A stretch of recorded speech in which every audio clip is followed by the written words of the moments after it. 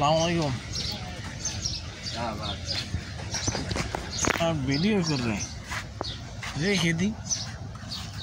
একটা বছর তো আর দেখতে পারবো না গরুগুলা। নাইম ভাই গেল কই? এধারে জিনজিরের মধ্যে এই জায়গায় বড় গরু উঠছে। আর সে কদমতলি উঠছে কয়টা বড় তো দেখছি কালকে।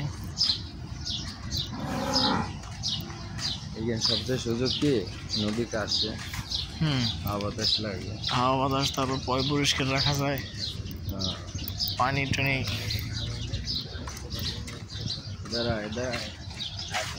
এটা তো মাঠ।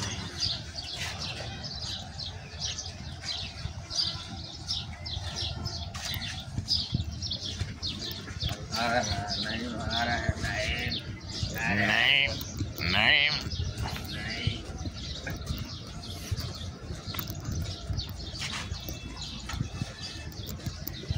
এইগুলো যে কুষ্টিয়ার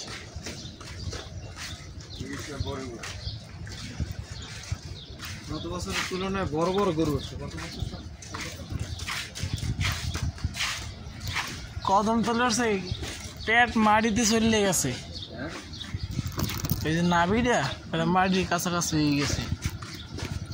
গরু এরকম উঁচু, এইরকম স্বাস্থ্য। কত পশু আল্লাহ তৈরি করছেন, সব পানি হয়ে যাবে। হ্যাঁ, খাইয়া পানি বানিয়ে ফেলাইব। তো গরিব তো খেতে খাইতে পারবে না, খাইবে তো একই। এরা এরকম করে কেন? গরু গরিব দুঃখী তো খাইতে পারবে না, খাইবে কার জানেন? খাইবে এক হয়েছে খাইবে যে টাকাওয়ালারা ফ্রিজ 2-3 আটকাই থইবে, ফ্রিজ ভরে থইবে বাস।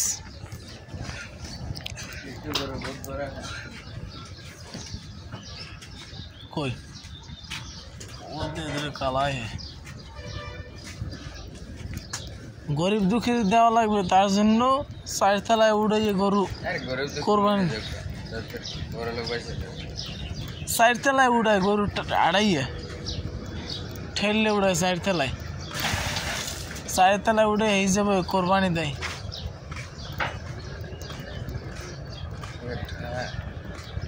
এদারে তো খুব বড় হয়।